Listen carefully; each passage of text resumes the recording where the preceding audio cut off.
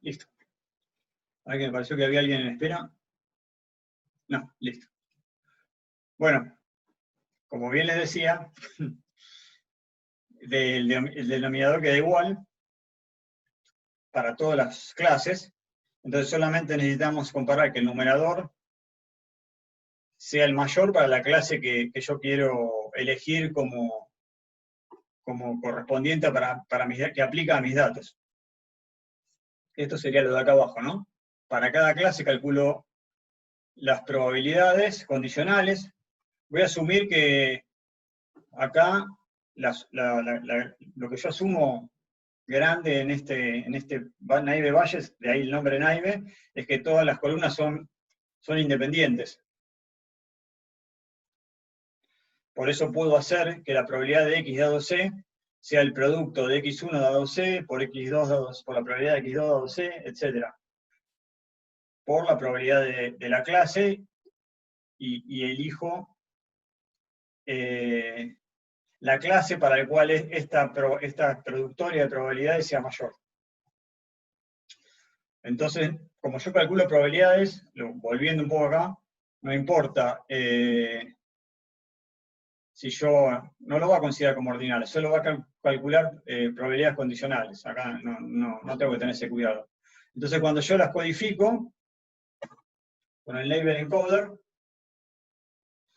lo que me va a quedar,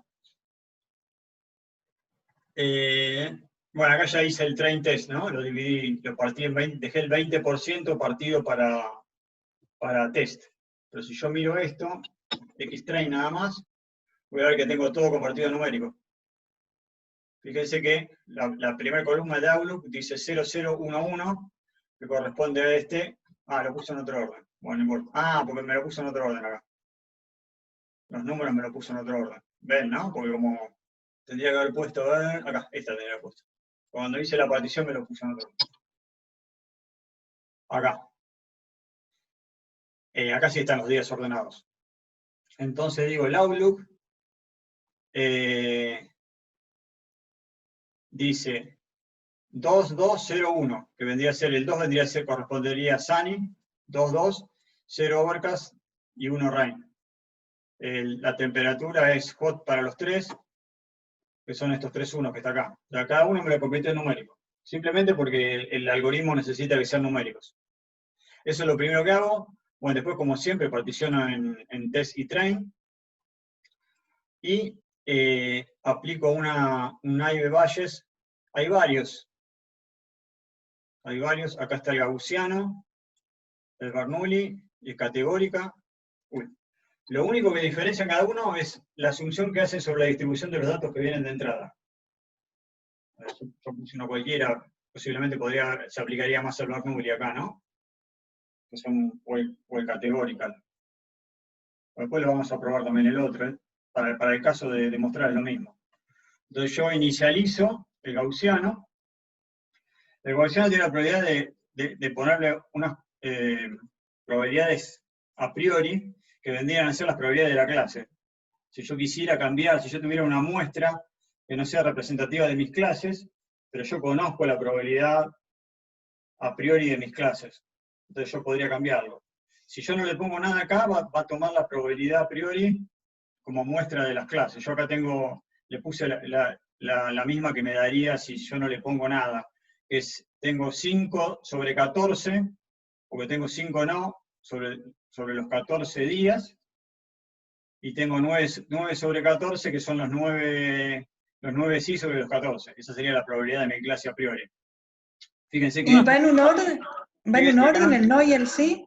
El no y el sí. Fíjense acá, que me transformó en 0 y 1, ¿no? Fíjense acá que estas son la probabilidad de la clase a priori, esta PC, la probabilidad de la clase. ¿Está bien? Eso es el 5-14 y el 9-14. ¿Y cómo sabes en qué orden pones 5 o da lo mismo el orden?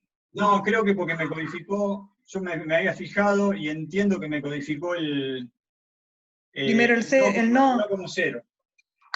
Ah, Sí. pero hay que tener en cuenta eso. Sí, porque justamente a cada clase le asigna una probabilidad.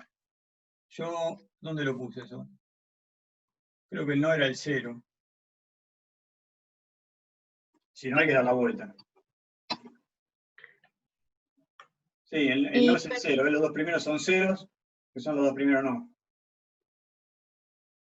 ¿Y en qué caso no le pondrías esas probabilidades? No, al revés, ¿en qué caso le pondría? Le pondría esas probabilidades si yo tengo una muestra que sé que no es representativa de cómo están distribuidas las clases, y yo conozco la distribución real de las clases, no sé, porque la conozco por algún otro experimento que hice, pero en mi muestra no están bien balanceadas, no están bien, no está la misma cantidad, digamos, de sí, de no, en relaciones a como es el universo completo.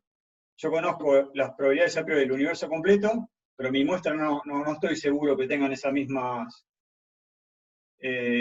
proporción. Entonces yo le digo, para ser más exacto, le pongo esta a priori.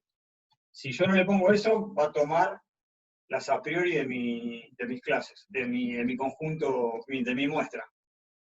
O sea, en este caso hubiese tomado esas mismas. En ese caso hubiera tenido la misma, lo puse como para mencionárselo, sin no olvidarme. Pero en este caso hubiera tomado la misma.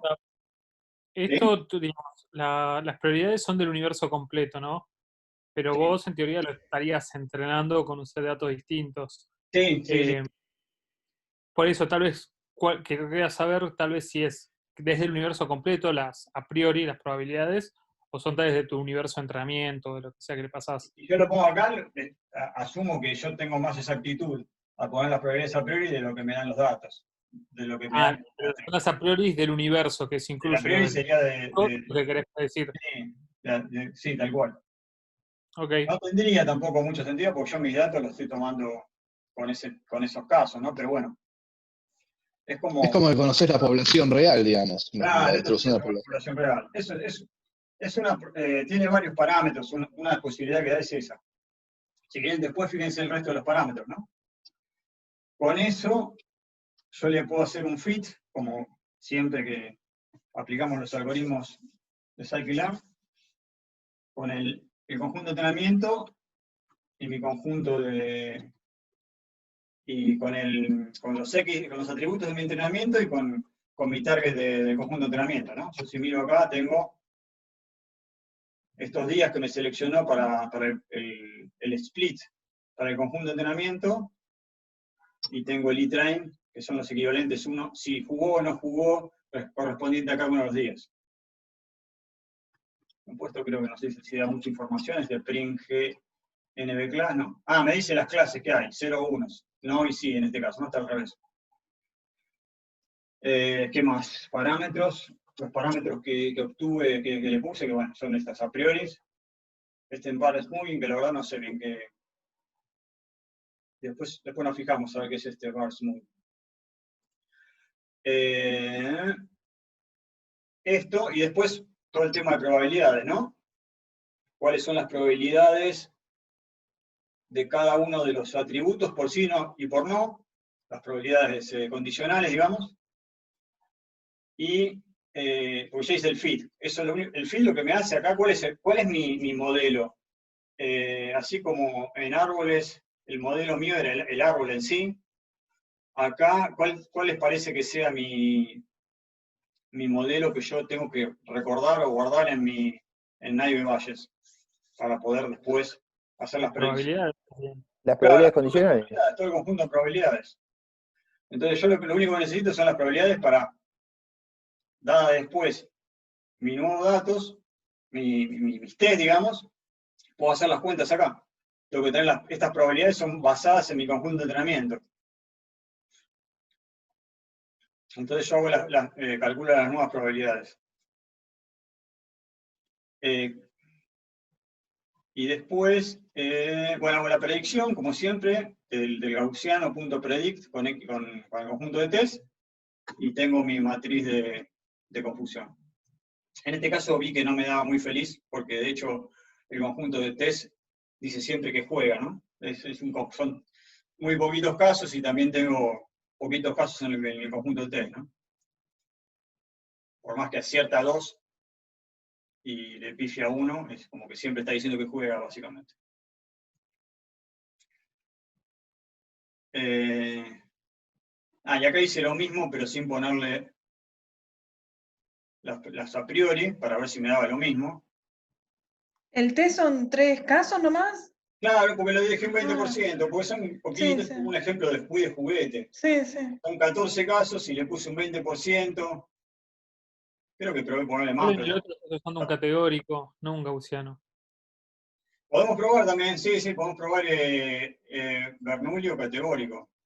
No, que justamente en el que estabas diciendo que usaste el otro pero sin los datos, era categórico. Ah, bien, sí, probé con el categórico también. Porque quise probar, ahora me acuerdo, quise probar a ver si con el categórico me daba algo distinto. Porque teóricamente son categóricas todas las variables. El que no probé con el otro, en realidad son experimentos. Igual con el categórico también tenés que hacer el encoder. Sí, con todos, sí. Ah, bueno. No. Porque, perdón. Es acá. Porque no tiene este parámetro de categoría, el Bernoulli. Me sigue dando de la misma manera, me sigue respondiendo igual. Esto es cómo asume la distribución de mis datos. Si es un tipo de experimento Bernoulli, o si es un categórico, o si es gaussiano.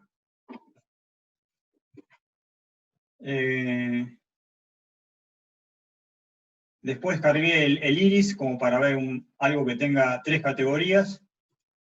Este iris directamente viene con el scikit-learn. O sea que directamente lo pueden ejecutar de acá. No necesitan cargar nada. ¿Se acuerdan cuál era el iris, no? Era que tenía las 3 categorías. A ver si podemos acá. Sí, lo que no vi, ¿en qué momento evaluaste que también andaba tu modelo? No, directamente con la materia de confusión nada más. No sé si ahí me aparecía creo que sí, me aparecía la performance.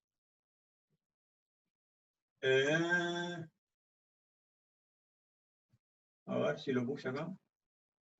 O lo puse más adelante.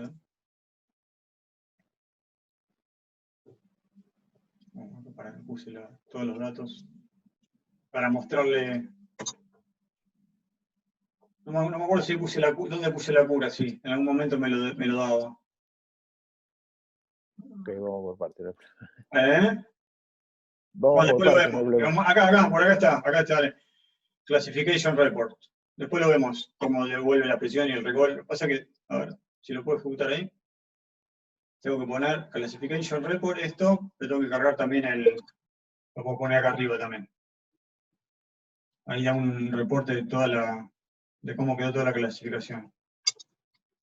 Pero tengo que importar el Classification Report, que no sé si lo hice acá, si ya lo importé, no puedo probar, pero último me dirá que me dará una. No, a ver.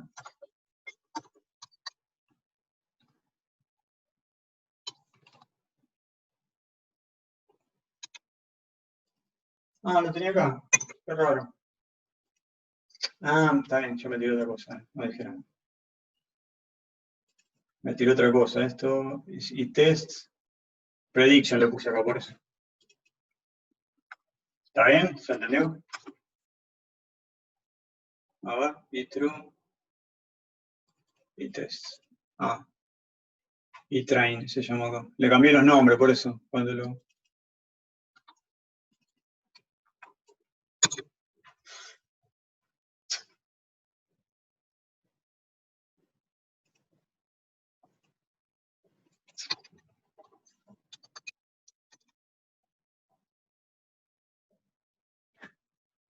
Ahí está. ¿Se entendió, no? ¿Qué pasó? Le había puesto, me lo copié de otro lado y le había puesto otros nombres acá. Tengo que poner el test y lo que me da las predicciones.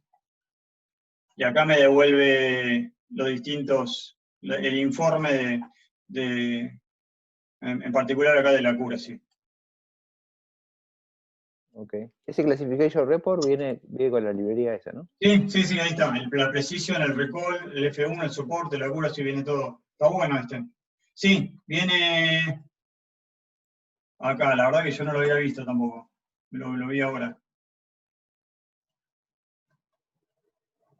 Sí, la anteúltima dice, ¿no? Es la de ese. Perfecto. ¿Estaba ahí? acá está. Classification Report. Sí, viene de ese Calar Matrix. Sí, es cómodo, digamos. Ahí está toda la información de todo. Incluso viene con el F1, habría que ver. Sí, F1, no es F-beta, F1. Fíjense que le da 0 el F1, porque, o sea, por no adivino ninguno, por decirlo de alguna manera. No tiene ni precisión, ni recuerdo, ni nada. Adivinó, le Este queda que estamos viendo es el dataset, el primero, ¿no? El de que estamos hablando del tenis. Sí, el de. No lo corro de vuelta, pero sí, es este. Es este que yo decía.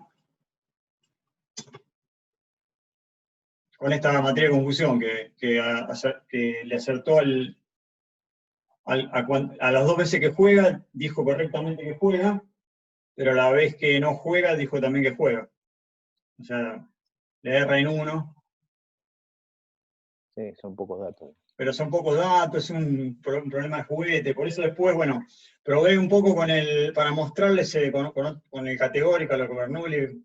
La verdad lo probé para saber si empezaba a clasificar bien que clasificó mal, lo ponía bien clasificado, pero no lo hizo.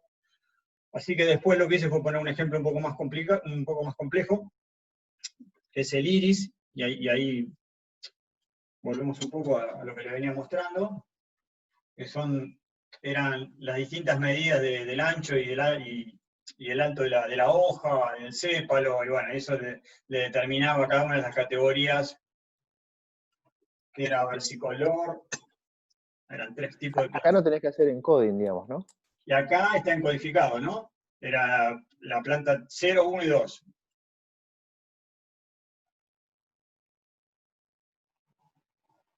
Igual Acá vos no hiciste el encoder, ya viene así. ¿Cómo? El tema es ¿Ya la variable son numéricas, hiciste el ¿no? encoder acá o ya viene así? Acá ya el logo Adiris me lo trajo en ese formato, veo. Ah, Porque el logo Adiris es. Sí, son todas variables no numéricas. levanté yo la data, Para- también de Scikit-Learn. Así que. Ya veo que ya me lo dio en ese formato numérico. A ver, el logo Adiris. ¿De dónde viene? Acá. Ese canal dataset. Lo Adiris. Y veo que.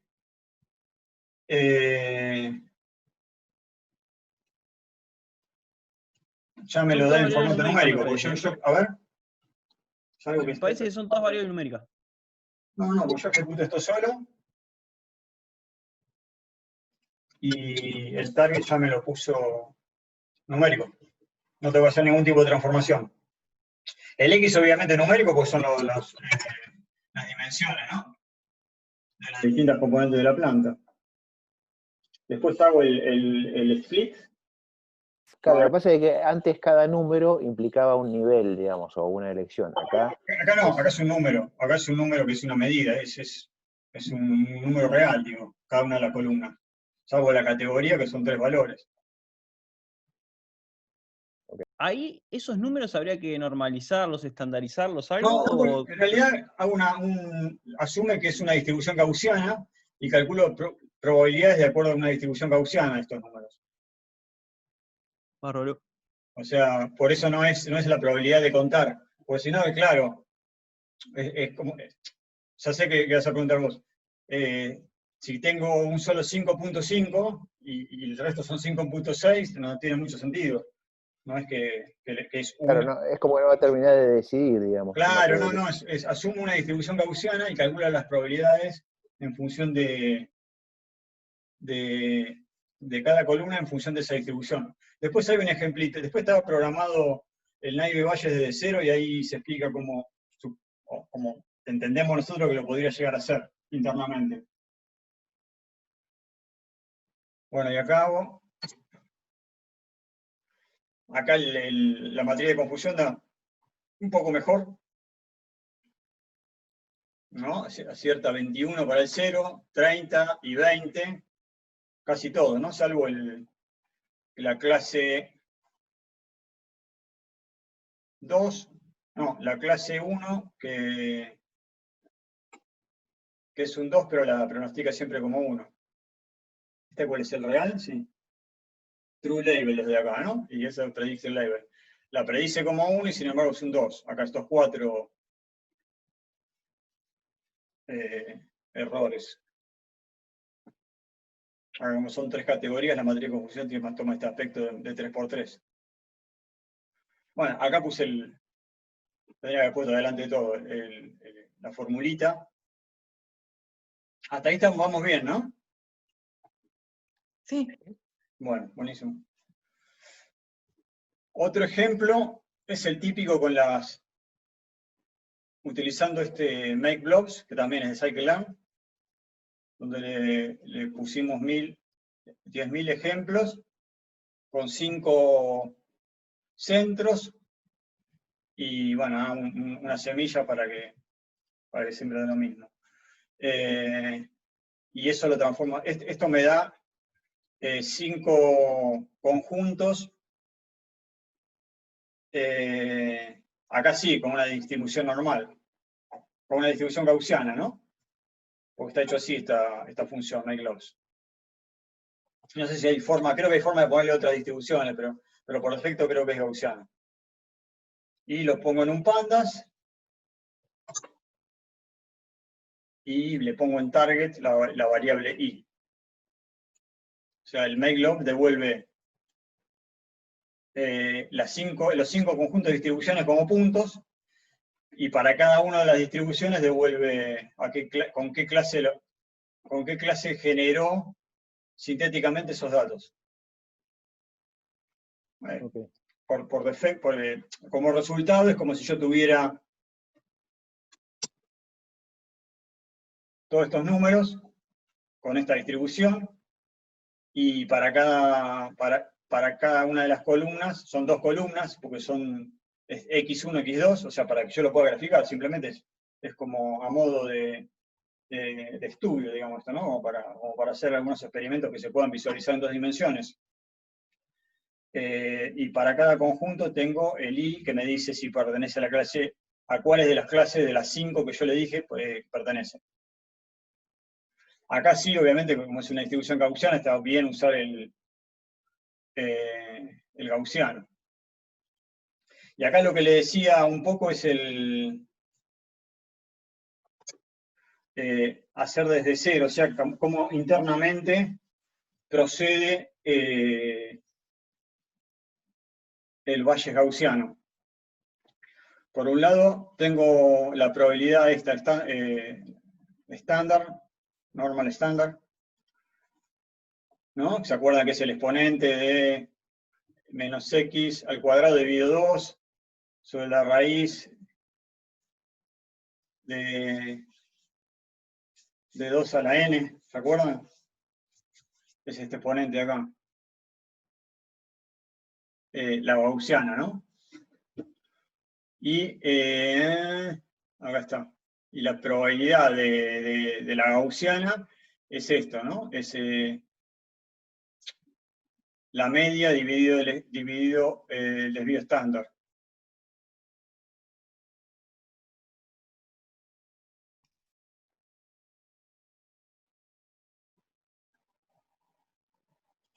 Vamos a empezar al revés, que es de donde se llama, más vale. A ver si lo puedo encontrar acá.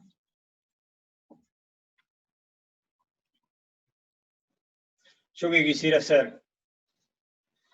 Quisiera hacer yo voy a tener de vuelta mi conjunto de test, o sea, de mi conjunto de entrenamiento tomo, que es mi dataset, acuérdense, ¿no? El conjunto de dataset es mi conjunto en mi conjunto total,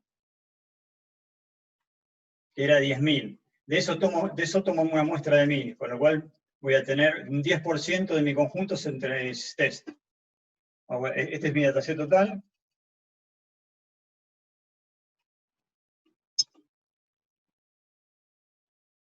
Este es bueno, lo corrí. Esperen, corro lo anterior primero porque si no, no me va a andar nada. Pero quiero ir para atrás para que vayan viendo cómo es la llamada a las funciones. Este es mi dataset con los con los dos componentes, con las dos columnas, y cada columna puede tener un target del 1 al 5, como vimos antes, y cada una de las distribuciones de estas columnas se distribuyen en una forma gaussiana. De ese conjunto tomo una muestra de 1000, de los 10.000, para mis test, y el resto, con esta forma de decir que no sean estos casos, tomo el train. O sea, de los 9.000 restantes, tomo el train. ¿Está bien? Hasta ahí vamos bien. Y después voy a aplicar el fit gaussiano naive Bayes, que ahí sí nos metemos. Le voy a pasar mi conjunto de mi entrenamiento completo, ¿no? Acá en el train set, fíjense que están las columnas, tanto las columnas como el target. ¿Vamos bien ahí? Entonces vamos a ir a esta función, fit gaussiano. Fit gaussiano, ¿qué va a hacer? Bueno, primero va a setear las priors, las probabilidades anteriores, y simplemente, ¿qué hace? Para cada target, cuenta el valor normalizado, o sea, es la probabilidad de cada clase. ¿Se entiende, no? ¿Esto? ¿Cómo es? Toma mi dataset, que acá voy a tener todo mi conjunto de entrenamiento en este dataset, porque fue lo que le pasé, mi conjunto de entrenamiento. Selecciono target, las cuento, y esto que va a hacer, va a contar para cada uno de los targets. Pero como las cuento normalizado, en definitiva me deja la proporción de cada clase, acá.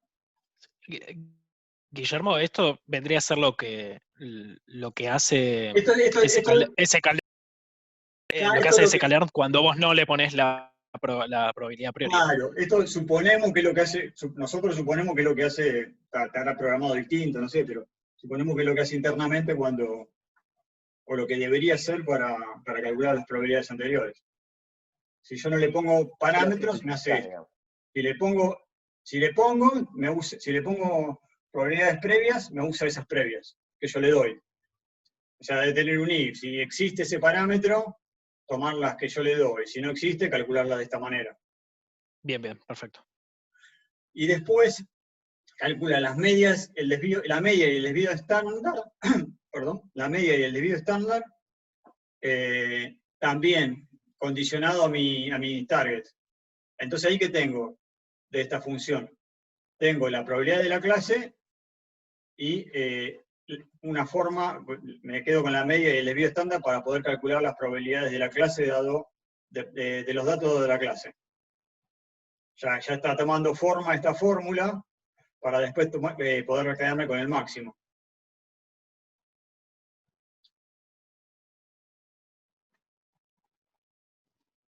Y bueno, eso me devuelve esto, ¿no?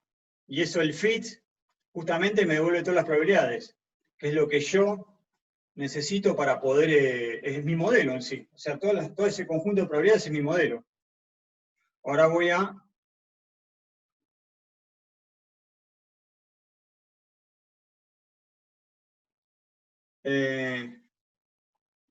hacer la predicción.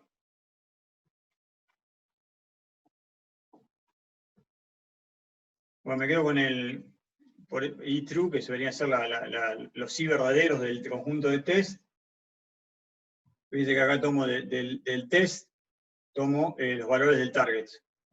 Y el resto lo dejo en xtest.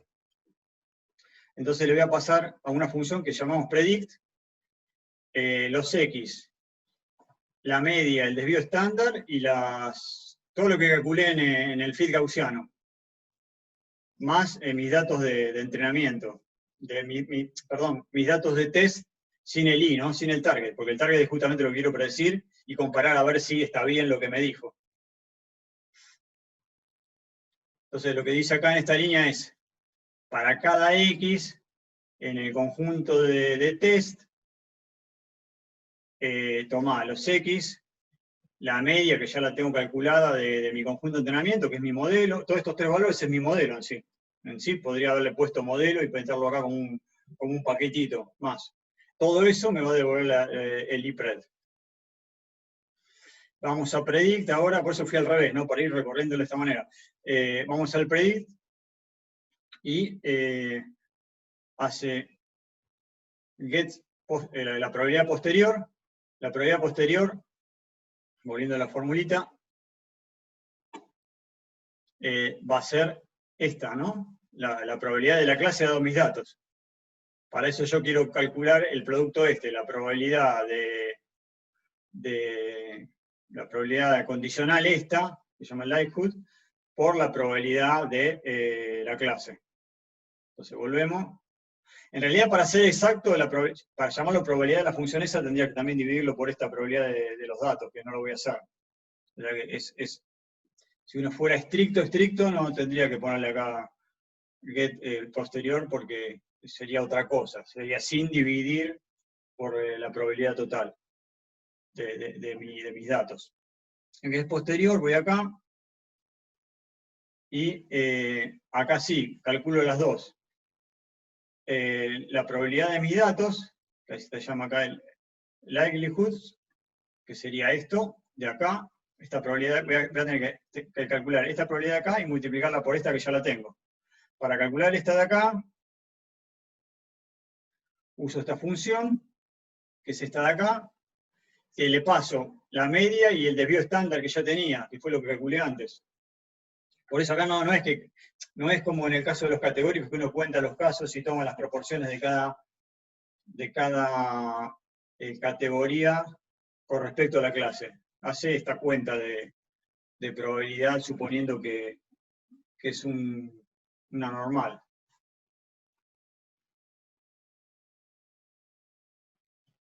Y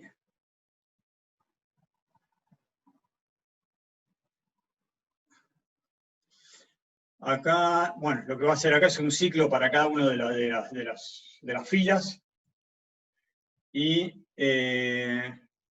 para cada una de las filas y para cada una de las columnas. Va a tener que calcular esa probabilidad, para después multiplicar todo, ¿no? Porque yo tengo que hacer la predicción para cada fila, y tengo que calcular cuánto me da cada una, la probabilidad de mis datos dado la clase para cada una de las columnas. Entonces, este primer for es para cada una de las filas, y este para cada una de las futures, o sea, de las columnas. A ver si... no la puedo ver acá. Y para cada uno, bueno, termino tomando el desvío estándar correspondiente. Acuérdense que yo acá en el desvío estándar que le pasé por parámetros tengo todo. Entonces tengo que seleccionar cuál es el correspondiente a esa columna. La media, y con todo eso calculo la probabilidad para acá, esto. La probabilidad normal para ese dato, para esa media que calculé de acá y para ese desvío estándar, y lo multiplico por lo que ya venía tomando de antes. ¿Se entiende, no? Este ciclo, o sea, yo para cada columna voy a tener que, con esto voy a obtener el desvío estándar de esa columna particular, porque acá en este standards tengo todas. Entonces tomo el estándar para esa columna, tomo la media para esa columna, de lo que sería mi modelo. Y lo que voy a hacer es hacer un producto de todos esos, de lo que ya venía acumulando como producto, y la probabilidad normal de ese dato, de esa fila, y esa columna particular. Con eso estoy haciendo esto.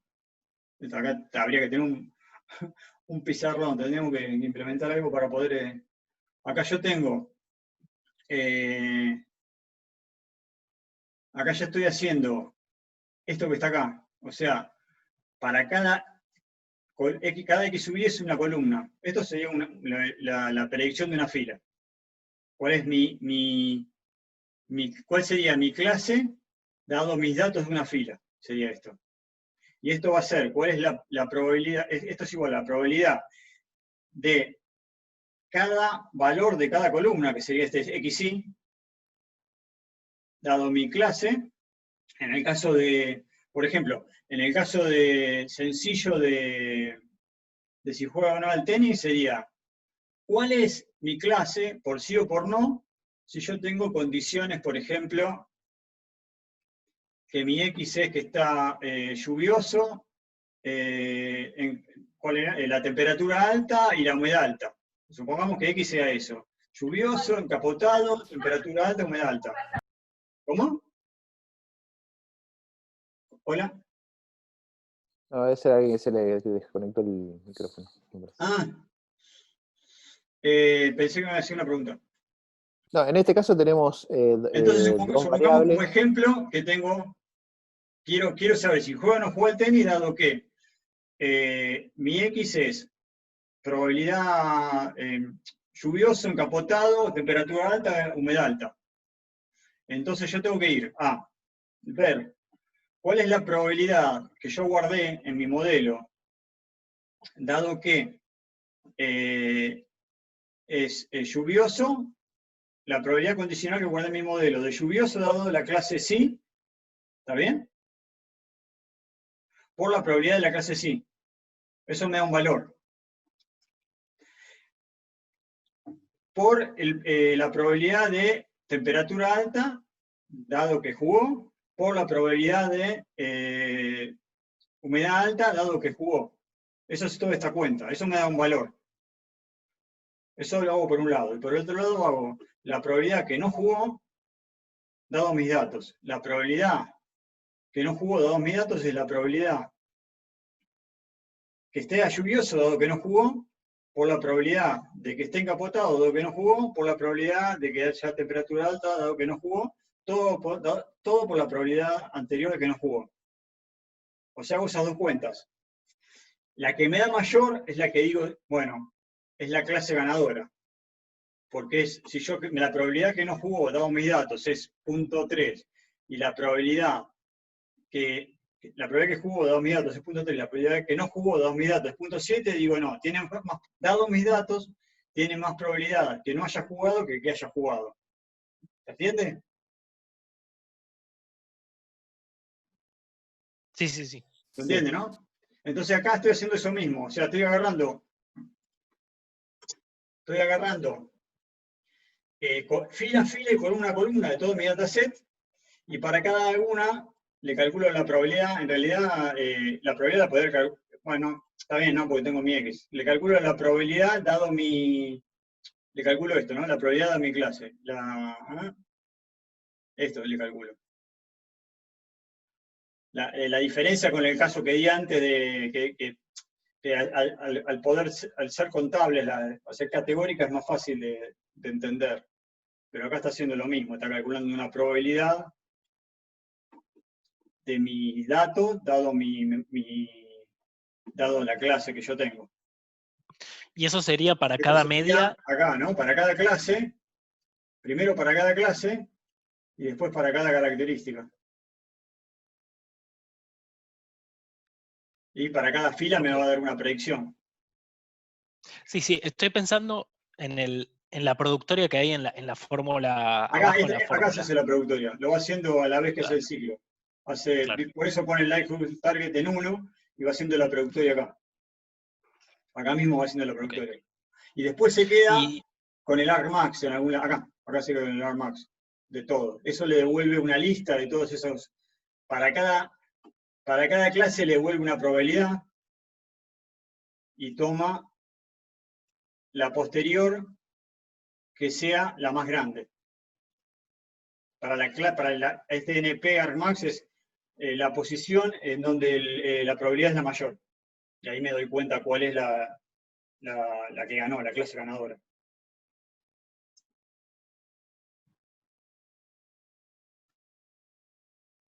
Sí. ¿Se entendió? a ver si entendí más o menos. Sí, dale. Para cada punto, digamos, del test, Sí, tanto X como Y, ¿no?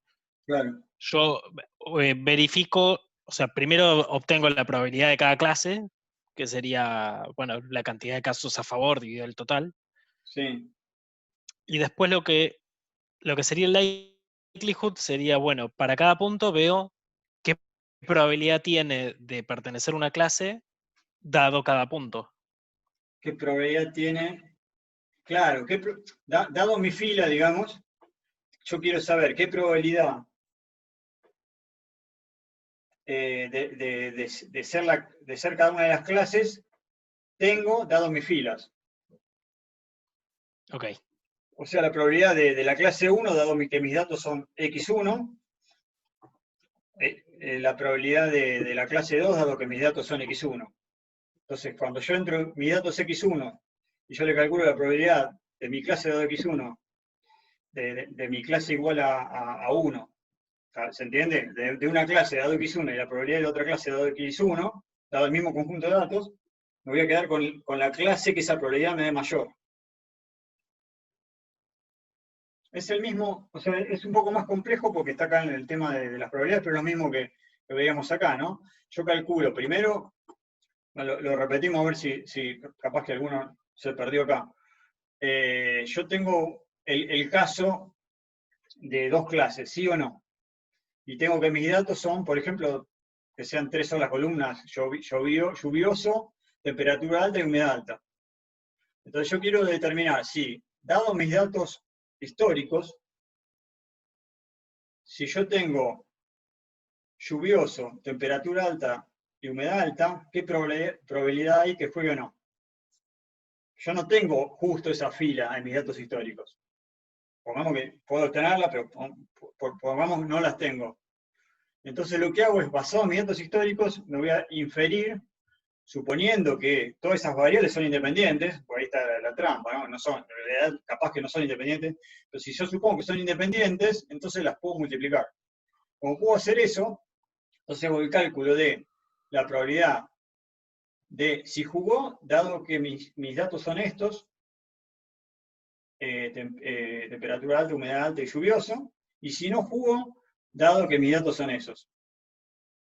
Para calcular esa probabilidad, no la tengo, pero sí tengo los datos históricos al revés. Tengo la probabilidad de cuáles sean las condiciones, y si jugó o no jugó, con eso calculo la probabilidad de X dado mi clase, por la probabilidad de mi clase.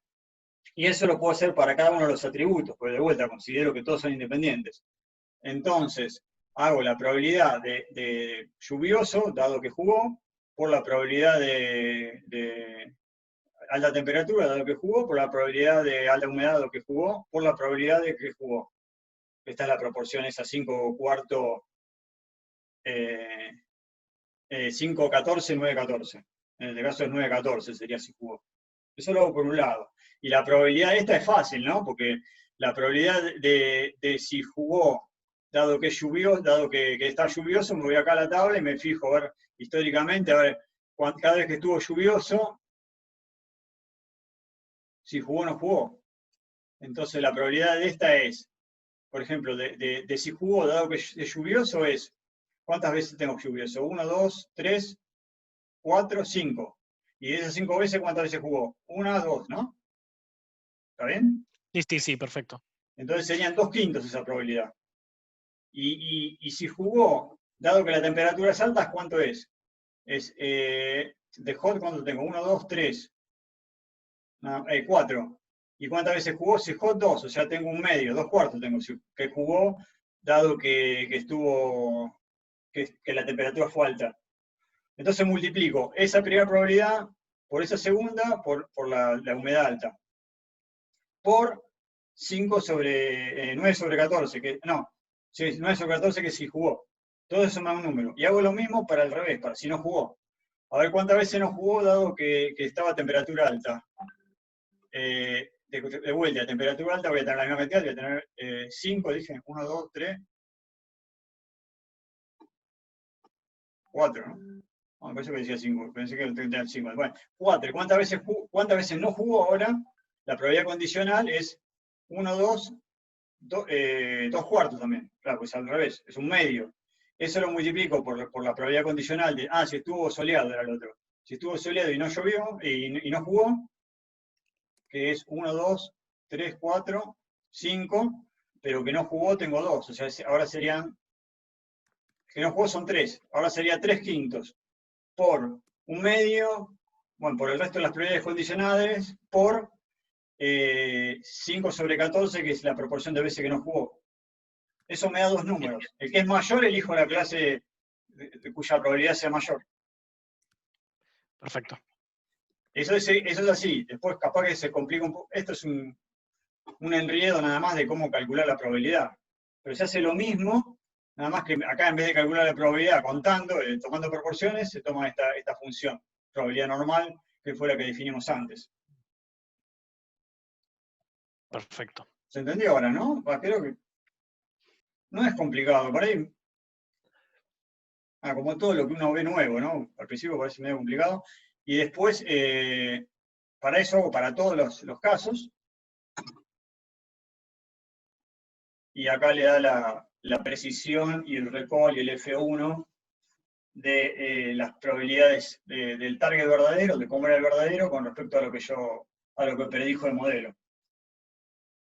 Bien, y una consulta. Acá los scores de performance te están dando muy buenos. Eso se puede deber a que justamente hay independencia entre las clases, Y digamos. acá lo que... No es tan naive. Acá hay un par de dibujitos que explican esas cosas. Ahora, que quería mostrar. Acá hay 2 cosas que es interesante para ver. Más allá del algoritmo si bien es tonto, tiene sus utilidades y tiene también sus utilidades teóricas para comparar como un modelo base, para después utilizar para comparar contra otros modelos. Por un lado, hacemos lo de siempre de ver cuáles son los bordes. ¿Se acuerdan? Las fronteras de decisión. Acá no son más como antes, que eran como un árbol, que las fronteras iban a ser líneas perpendiculares. Y iban confinando, digamos, cada una de las clases, tomando los cortes, ¿cómo se dice? Perpendiculares entre sí. Acá tengo algo, las fronteras en este caso, si las dibujo es algo así. Y yo me imagino que la forma que toma esto, a ver, es como que yo superpusiera normales y acá obviamente hay errores, puede haber errores, pero ¿dónde hay errores? Acá en los bordes estos, cuando, por ejemplo, acá hay una normal en 2 dimensiones, ¿no? Así, una curva así, una función de probabilidad así,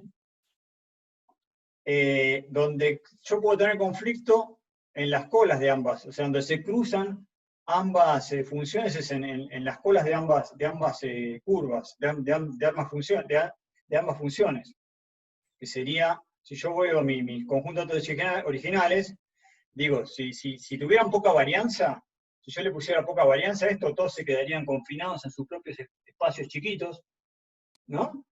Guillermo, No se cruzarían entre ellos. O sea, las colas de ambas distribuciones de probabilidad no se tocarían.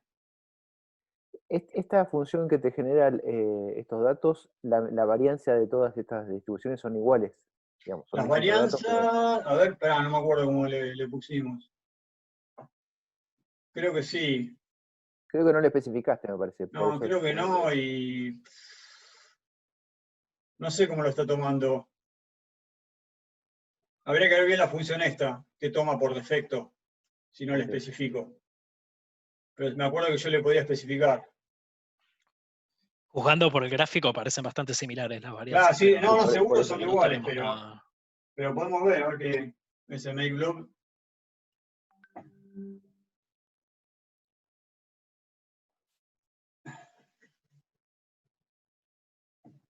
Yo le puse los centros nada más, pero claro, el desvío estándar.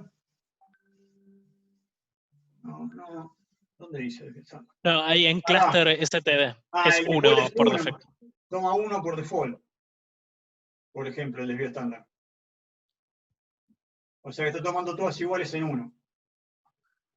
Entonces, si yo le hubiera puesto algo más, distinto, digamos, se podría superponer más o menos estos espacios. O sea, si le cambias la semilla, quizás ya te cambia todo el gráfico. Sí, también, sí. Pero siempre con el desvío estándar en 1. Lo tendría que poner, ¿cómo se llama la función? Cluster estándar, ¿así? Y yo le pongo así.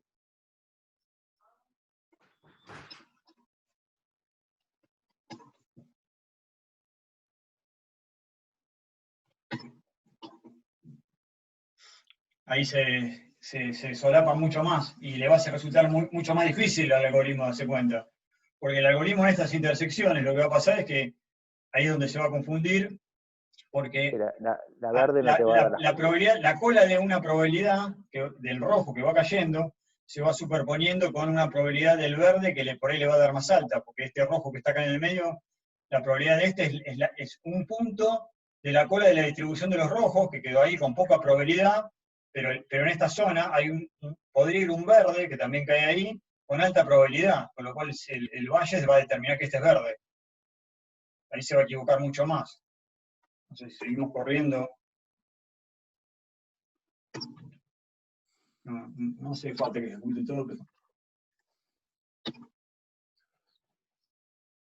Ahí bajó mucho la precisión, porque claro, se está confundiendo mucho más. Es muy tonto el algoritmo, o sea, si uno le da los datos bien ordenaditos, va a dar buena precisión. Pero cuanto más se empiezan a mezclar, bueno, todo algoritmo, ¿no? Si uno aplicara árboles a esos mismos datos, pero están bien confundidos, tampoco podría obtener una buena... No hay un borde definido. ¿Se entiende? Sí, sí.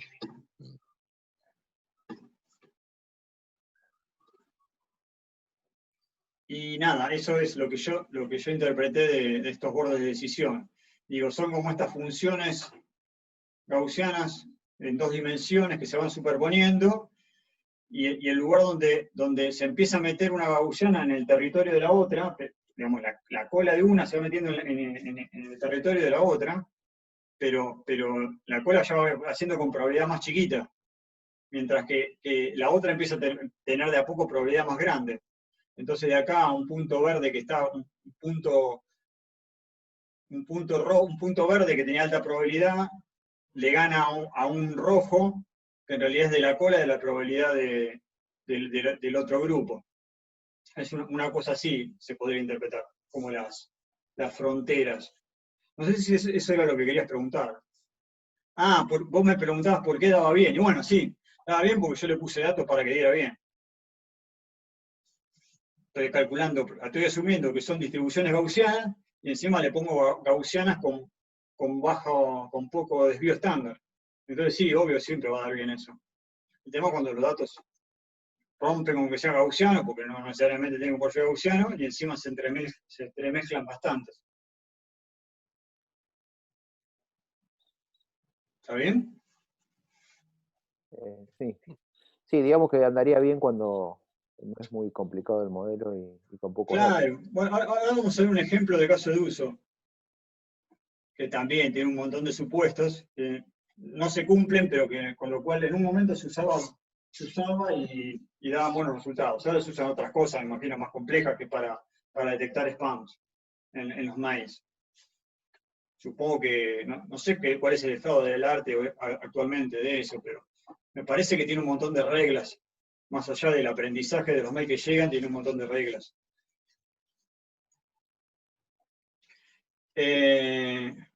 Bueno, para esto cargamos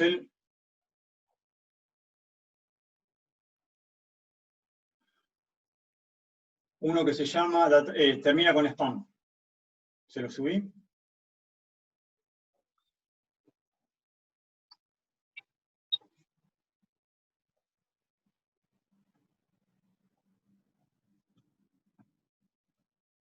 Creo que sí, ya no me acuerdo.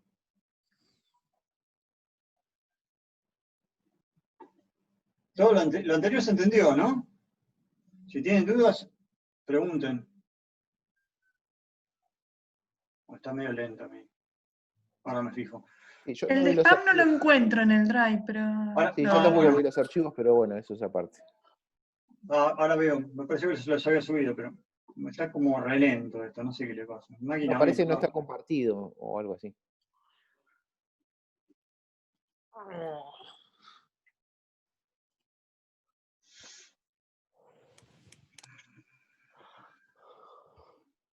Este no se lo subí, este sí, creo que sí. Guillermo, Sí, Guillermo, mi consulta era por el lado de, digamos, ahí vimos que se solapaban las gaussianas, entonces era difícil poner una frontera que las separara ahí, claro. ¿no? Sí. Pero, digamos, ahí el supuesto de Naive Bayes era la independencia. Aparte tenés eso. Digamos, Es un independiente. ¿cómo sería el caso? Pienso, digamos, si alguna de las gaussianas, por ejemplo, el centro de alguna de las gaussianas fuera un múltiplo del centro de otras o cosas así, Y ahí lo que ahí también se seguiría perdiendo performance. Claro, sí. Aparte ahí lo que tenés es que... me parece como que está muy lenta mi red también. Bueno, ahí está, ya copió.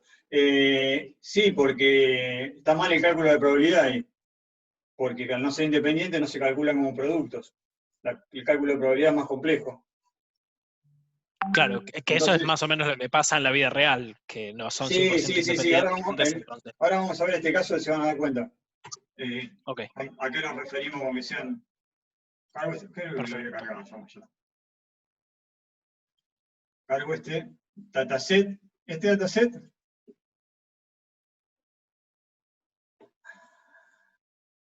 lo que tiene es una serie de correos en formato de texto, y cada texto tiene una marca de si es spam o no. Y acá tenemos dos cosas. Primero vamos a hacer, de cada texto vamos a extraer las palabras principales. Y para extraer las palabras principales lo que vamos a hacer es simplemente quedarnos con las palabras que no sean lo que se conoce como stop words. O sea, artículos o cosas que sean comunes a todos los correos, porque en principio asumimos que en este modelo no nos van a decir nada, no nos van a hacer diferenciar un correo de si es spam frente a otro que no es spam. Es una suposición fuerte también, ¿no? Porque no necesariamente tiene que ser así, pero estamos suponiendo eso. Entonces, lo primero que hacemos es, me lo llevo un pandas,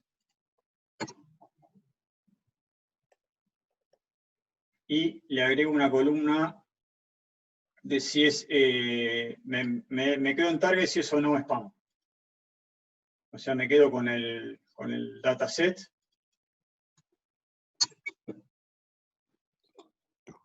Que termina estando formado de esta manera. La frase, el mail, el correo, en esta columna, y si es spam o no, un 0 o un 1. Un 1 si es spam. Ahora vamos a ver cómo procesamos esto para transformarlos en palabras. Lo que se hace es, esto después les voy a compartir otro notebook que hice yo para procesamiento de lenguaje, que es transformar en una bolsa, lo que se conoce una bolsa de palabras, bag of words, que es lo que estamos haciendo acá. O sea, cada texto va a quedar representado con cuántas veces aparece cada palabra en ese texto, eliminando lo que se conoce que decía stopword, que son artículos y palabras, conectores y palabras que no aportan en principio a la diferenciación de si es un spam o no es un spam. Generalmente uno se queda con los sustantivos. Eso es lo que hace acá. Cuando lo transforma en este bag of word. Y si uno se fija este bag of word como le queda, bueno, en realidad queda encapsulado en un objeto, pero en realidad va a quedar una lista de, para cada uno de las filas, va a quedar las palabras, sustantivos, o las palabras principales, eliminando los stop words, y la cantidad de veces que aparece cada una palabra. Guillermo, ¿dónde estarían grabadas las stop words? ¿En qué librería? Digamos, ¿dónde ¿Dónde debería Sí, estar? yo después le voy a dejar, porque esto es como está para mucho, es más largo. Tengo otra, no me quiero perder en eso, cómo se lleva a ese esquema de Bag of Word, pero después le voy a compartir uno que está mucho más completo. De hecho, sí, no creo que quede tiempo hoy, pero si queda un ratito les muestro así por arriba y después se las comparto. Y ahí explica extensamente en un análisis de Twitter, de textos bajados de Twitter, en realidad es para un análisis distinto, no es para predicción, sino es para extraer tópicos.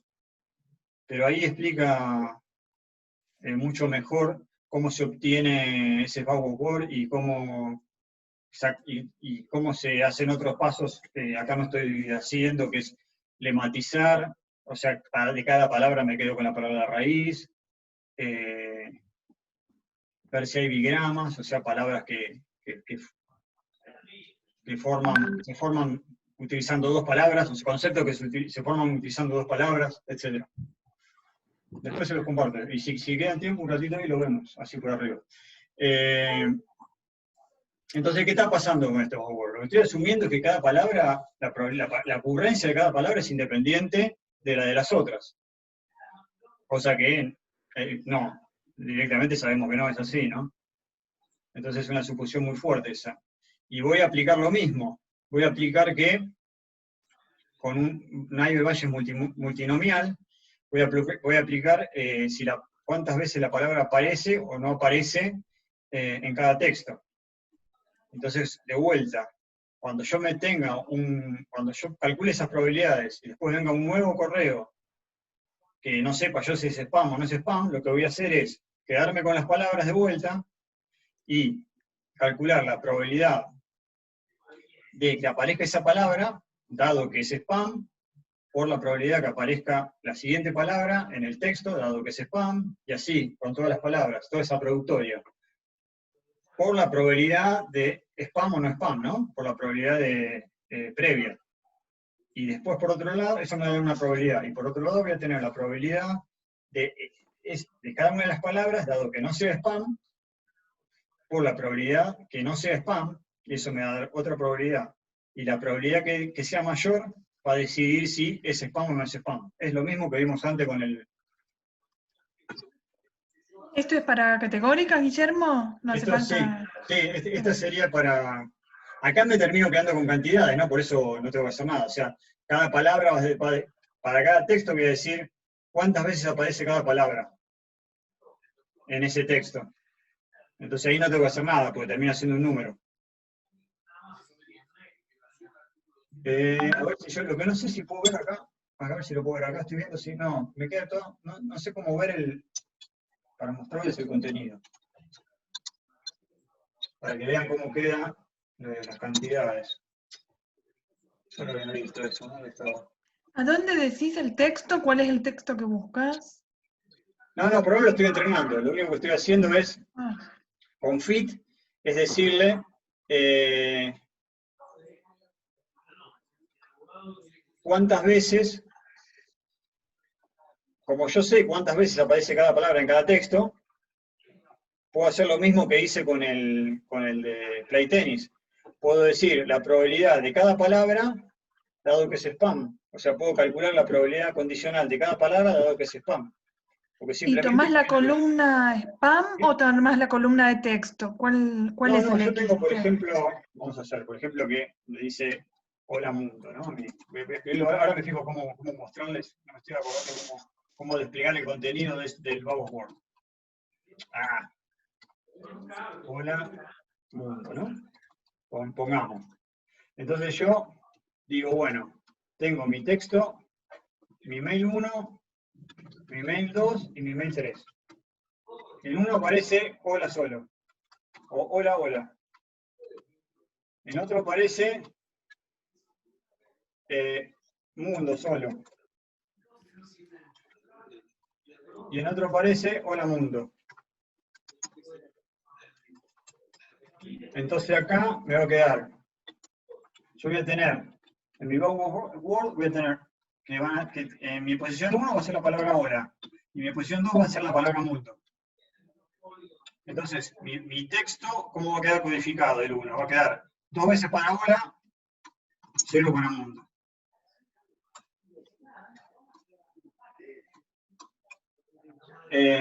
Acá va a ser 0, 1.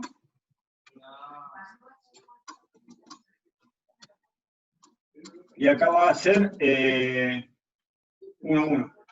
Así va a quedar codificado. Y pongamos que el último solo sea spam. Acá va a decir spam y acá va a decir no spam. Y a partir de ahora es igual que el ejemplo del tenis. ¿Está bien? Sí. ¿Se entiende? A partir de ahora es un ejemplo más. O sea, me transformé esto, procesé esto, de alguna manera. Por ejemplo, esto podría decir, podría tener, eso, hola, coma, mundo, y le saqué la cola, la coma. Podría decir, bueno, acá no tiene sentido, pero hola, el mundo. Pero el se lo saqué. Me quedé solo con las palabras principales. Ese es el procesamiento que hago al texto. Y si dijera, hola, los mundos, lo más probable es que saque que le saque la coma, y que este mundos, por lo que decía de Géminis, me quede con la palabra raíz y lo considere como mundo. O sea, le hago una suerte de procesamiento, que eso sí está bien explicado en la otra nota que les dejo después. Y termina quedando una lista de palabras más representativas con la cantidad de veces que aparece. Y a partir de ahí, es un problema más, ¿no? Es un problema como el que vimos antes, donde tengo números, tengo columnas, tengo números en las filas y tengo si es spam o no es spam. Y a partir de ahí puedo calcular las probabilidades, ¿no? La probabilidad de que aparezca hola. En mi modelo, ¿qué va a hacer ahora? Me guardo la probabilidad que aparezca hola, dado que es spam, y la probabilidad que aparezca hola, dado que no es spam. Y si ahora, bueno, acá son 2 palabras nada más, ¿no? Pero si mi nuevo texto dice hola, hola, hola, no sé.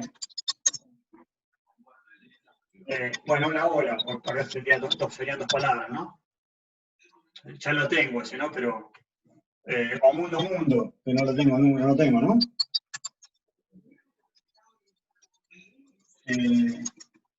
La probabilidad de que sea, calculo la probabilidad que sea spam, dado mundo, que sería mi ejemplo, es igual a la probabilidad de que sea spam, la previa, por la probabilidad de mundo dado es spam, por la probabilidad de hola dado spam, dado que es spam. Esto lo tengo del modelo de arriba, ¿no? Todo lo tengo de arriba. Y lo mismo calculo para no spam. Y me quedo con la probabilidad mayor. Me quedo con la probabilidad mayor. Me quedo con este, a ver si este es mayor que este. ¿No? ¿No? ¿No? ¿No?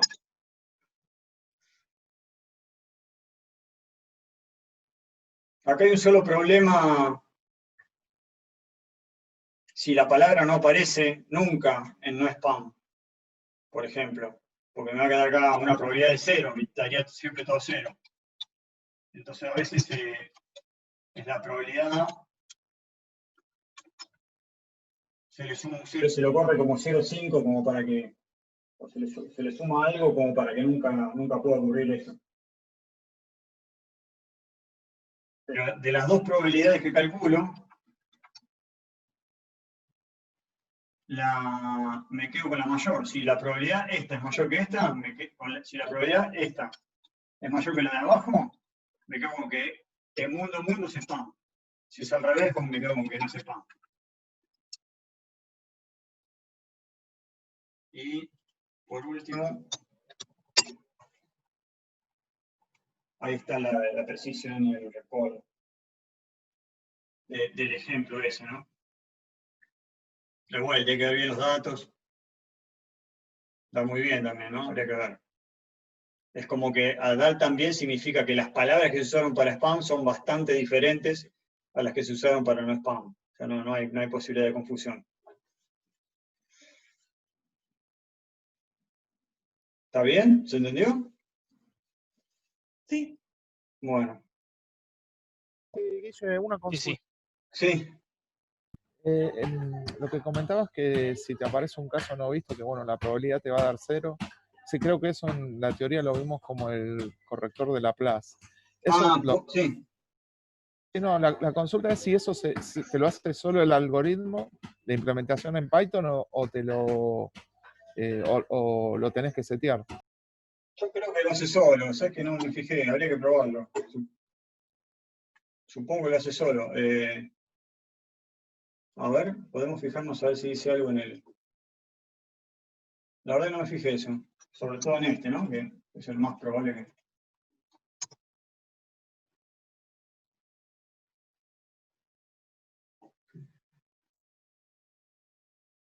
Acá, mira, aditivo de Laplace. Debe ser esto, ¿no? Por lo menos dice aditivo de Laplace, no sé si es eso, pero... Sí, está bien. Sí, no, dice default 1, ¿no? No te preocupes, en tal caso Sí, pero se podría probar, a ver qué pasa con un ejemplo tonto. En el mismo de Play Tennis, ¿qué sucede cuando uno le pone un caso que ahí parecería que sí se puede decir 0 for no smoking. Sí. Sí, ¿no? Debe ser esto, ¿no? Sí.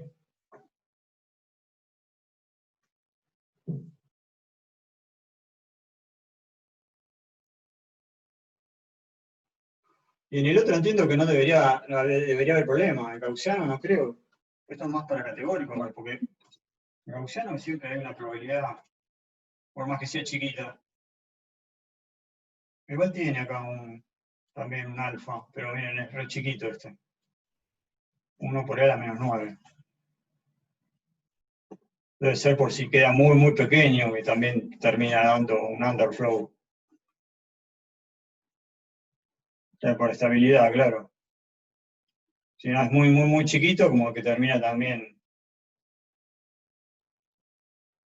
Termina dando 0 por el mismo cálculo de la computadora, no porque sea 0 realmente, sino que lo trunca el cálculo. Por eso le dejo un valor muy chiquito. Bueno, quería pasar, antes que, porque ya son 9:15, al otro caso, al de ensambles. ¿Les parece? ¿O quieren ver algo más de acá? No, por mí pasamos. Sí. Bueno, pasemos. Está bien, nos detuvimos bastante en este, pero es interesante, porque es un tema que se usa después para comparación y como algoritmo base para comparar con otros. Está bueno para... No se puede desconocer, digamos, si uno está en el tema. Pues después, este de ensambles hice 2 ejemplos chiquitos. Creo que es con el de diabetes que les compartí.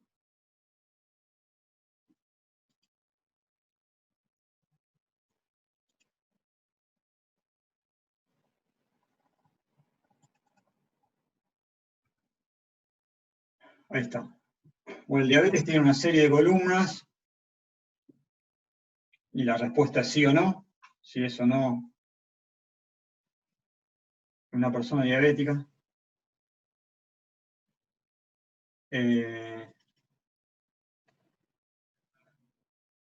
Tiene 768 filas por 9 columnas. Y si uno pone info, aparece una suerte de cómo están compuestas todas esas columnas. La mayoría no tiene números, bueno, esta composición.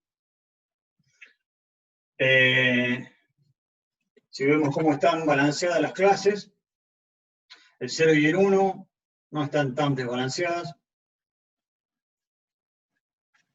Hay un Esto sería cierto un desbalance, análisis pero clínico de personas que tienen diabetes y no. ¿Entendí bien? ¿Cómo? Serían análisis clínicos. O sea, Sí, de personas que tienen diabetes o no.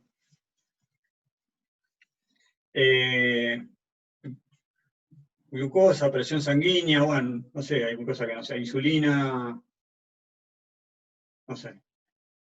A ver, edad, y si es sí o no, ¿no? Que es 0 o 1, el outcome. De vuelta lo divido en entrenamiento y test.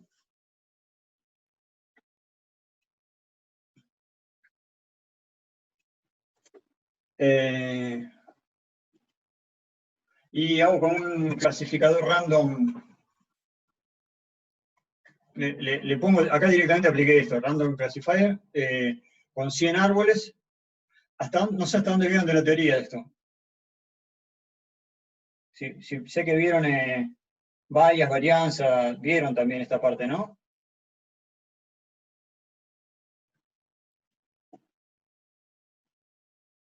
Sí, yo no vi el último video, pero Lo de ensamble vimos videos. Ah, está bien. Bueno, el random forest lo que tiene es... Random Forest algo vimos para el anterior. bueno, más o menos, pero aparte no es muy compleja la intuición, digamos, ¿no? Es tener 100 árboles en este caso, porque estoy diciendo que son 100, y cada uno, hay distintas formas, cada uno puede estar formado por distintos muestreos de filas o de columnas, dependiendo la implementación del algoritmo, y bueno, después se vota para determinar qué clase es la ganadora, digamos, en el caso que sea categórica, cuál es la que más voto tiene, por decirlo.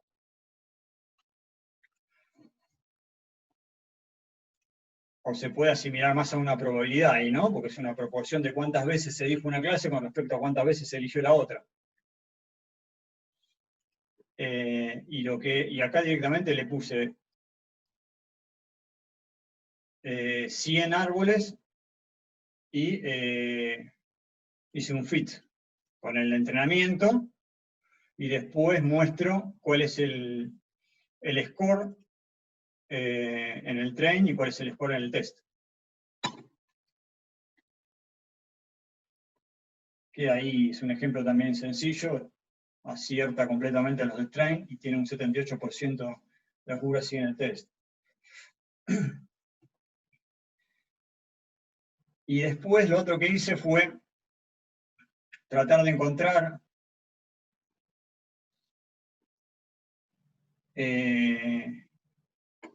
por grid search, dado varios parámetros, por ejemplo, la cantidad de árboles, la profundidad máxima de cada uno, y el bootstrap. Esto es el muestreo, si hace o no muestreo. Así que le puse esas condiciones, y tampoco, es más, dio lo mismo, creo, o más pequeño. O sea, eligió los mejores parámetros, que sería 105 árboles, profundidad 4 y con Buenas, bootstrap. ¿puedo hacer una consulta? Sí. Ahí el grid search se ve en realidad es para optimizar los hiperparámetros del random forest classifier que hiciste arriba, ¿no? Para Sí, encontrar, claro. la Yo le mejor. dije este random forest, un random forest con estos parámetros que varían de 50 a 200 la cantidad de árboles de a 5 en 5, en la profundidad varía de 1 a 5 y el bootstrap varía entre sí y no, entre true y false. Y va a ser, como dice un grid search, va a ser todas las posibilidades para estos parámetros y que lo mida por accuracy. Y eso me dio que los mejores parámetros eran estos, con bootstrap, profundidad máxima de los árboles 4 y 105 árboles. Y me dio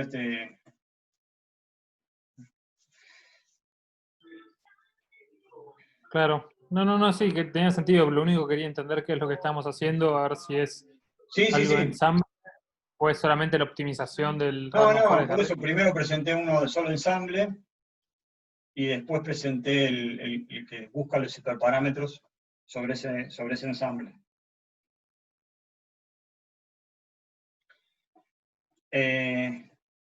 Y bueno, después hay una funcioncita acá hay un atributo del random forest que es los filtros de importancia, o sea, cuán importante es uno con respecto al otro. Hay una funcioncita para dibujarlo, y acá es un gráfico de qué tan importantes son cada uno de los atributos. Esto de importancia es cuántas veces aparece en cada uno de los árboles, ¿no? Se puede calcular cuán importante es sobre cuántas veces aparece en cada uno de los árboles. Entonces acá se ve que la glucosa, obviamente en pacientes diabéticos tiene mucha importancia, también tiene importancia la edad y también tiene importancia esto que no sé qué es, BMI. Si alguien sabe, no sé. Y la presión sanguínea también, relativa importancia. Y también quería ver el tema este importante, hasta ahí vamos bien, ¿no? Es simplemente correr las funciones. Lo que también quería ver es, acá encontré un link que se lo dejo acá, sobre cómo son las fronteras de Random Forest. Cada uno de los árboles va a tener este tipo de fronteras, es como un árbol común, va a tener las decisiones perpendiculares cada una a la otra, que se van formando de dividir en una variable, tomando decisiones sobre cada una variable por menor o mayor. ¿Está bien? Este va a ser este va a ser el otro árbol que se puede formar, así un montón de árboles. Y la conjunción va a ser la decisión. O sea, digamos, o sea, para determinar si una clase es, en este caso, verde o roja, que está acá.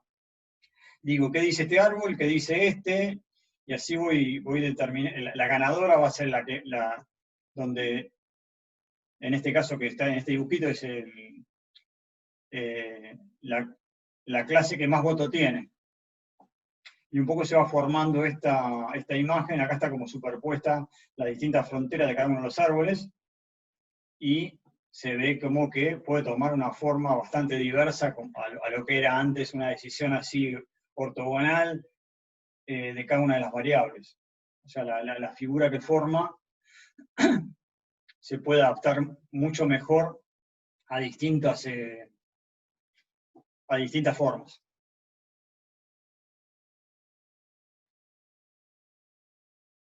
Eso por un lado. Y el otro que hice, o sea, primero están lo que son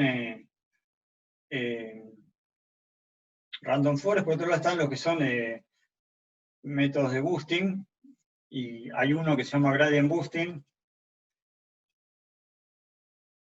en sklearn. Los que más están dando resultado ahora, o por lo menos lo que usamos nosotros, son el conocido QGBoost, que es un hermano de Gradient Boosting, y hay otro nuevo que se llama GBM, Gradient Boosting también. Pero el que está en sklearn es Gradient Boosting Classifier. Lo que tiene diferencia de los Random Forest es que los Random Forest son todos en paralelo, cada uno se construye independientemente. Lo que son los boosting están basados en una serie de árboles que se generan en serie, donde cada uno trata de corregir los errores del anterior, o tomar más precisión sobre los casos en los que el anterior se equivocó. Sería básicamente la definición. Esa es la diferencia entre uno y otro.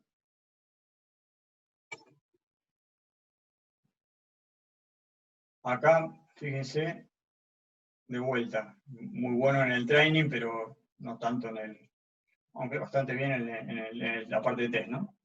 No sé cuánto había dejado de test.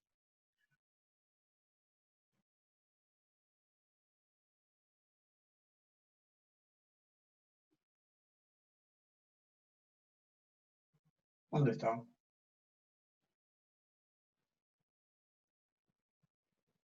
Guillermo, ¿te puedo hacer una pregunta? Sí.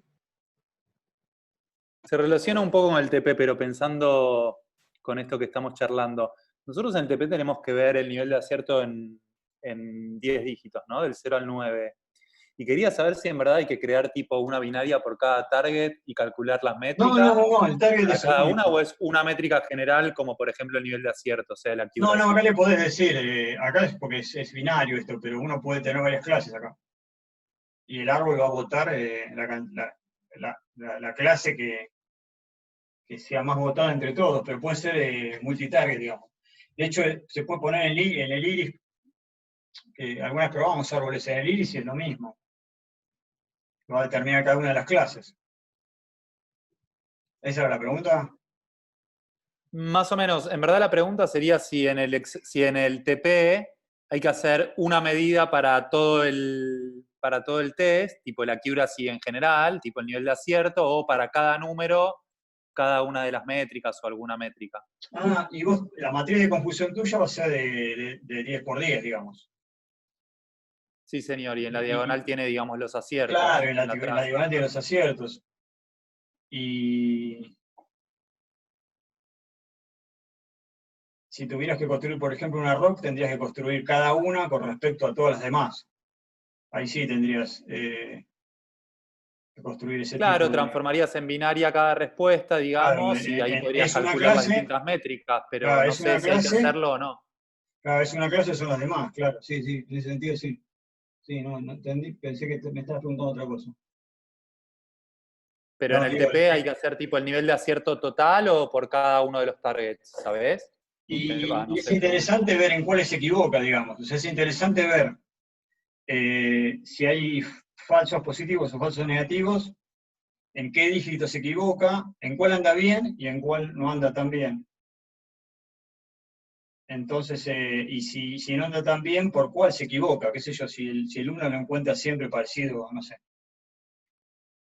No se me ocurre ahora. 3 y 4, por ejemplo, se equivoca 3 y 4, pero en alguna pronunciación similar, no sé, que se equivoca más uno que otro.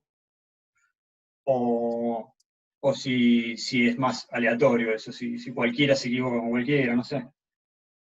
Sí, Sí. eso lo entiendo. Quizás eso se podría ver en la matriz de confusión misma. Claro. Pero mi pregunta Sí, era no, si podés reportar tener una métrica. una medida genérica. Estoy pensando cómo construir. Déjame después que piense a ver cómo tener una medida. Después les contesto. Una medida de accuracy general, completa, digamos. Sí, tendrías que tener una genérica, una general.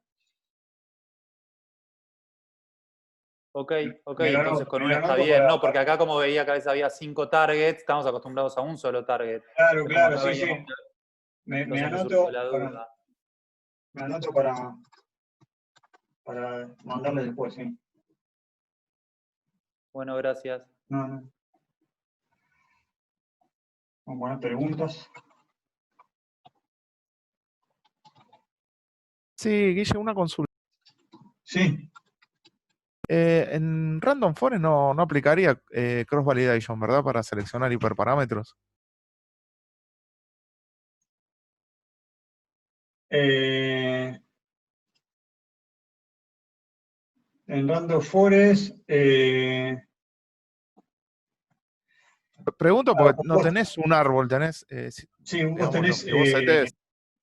es más, tenés el bootstrap que te va haciendo los subconjuntos. El bootstrap lo que te va haciendo es tomando conjuntos, distintas muestras. A ver, déjame pensar.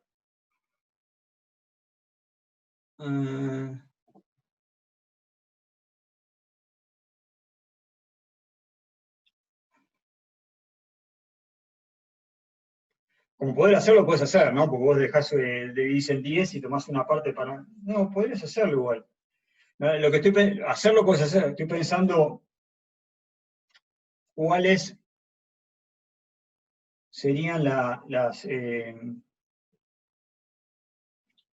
cuáles serían las recomendaciones con respecto a un árbol común. Sí, poderlo puedes hacer. Claro, no, apuntaba más al tema de Porque vos siempre seleccionar ustedes tenés que tener, o sea, vos tenés que tener tu tu validación y tu test, ¿no? Para validar. Y vos podés hacerlo mediante cross validation. De hecho, sí. ¿Por qué decías no? ¿Por qué decías que no? Vamos a buscar.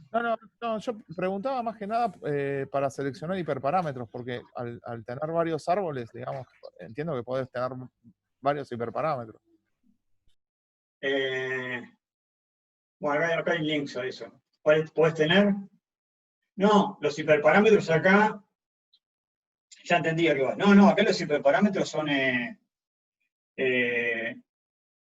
por ejemplo, la cantidad de árboles, en la máxima profundidad, pero de todos. Podrías tener, si quisieras, como hiperparámetro, la profundidad de cada uno, pero bueno, no, sería demasiado complejo.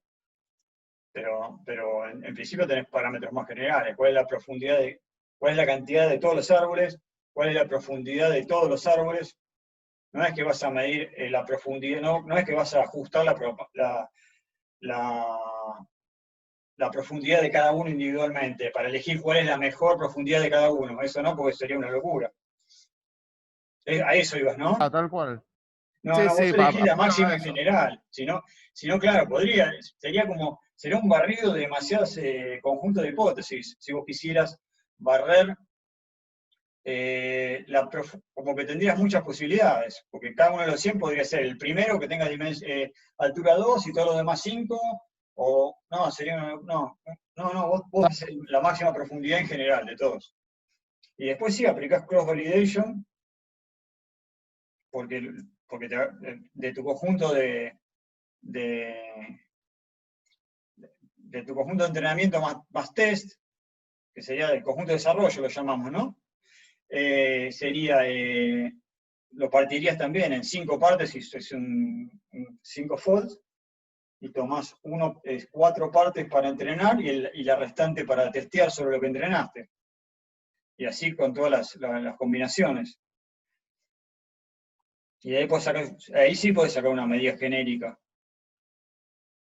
O sea, el promedio de todos los sakuras y de todas las salidas del árbol. No sé si era eso lo que decías. Sí, perfecto, gracias. No.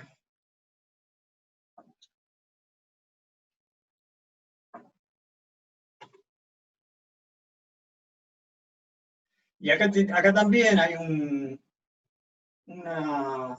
atributo, un valor de importancia.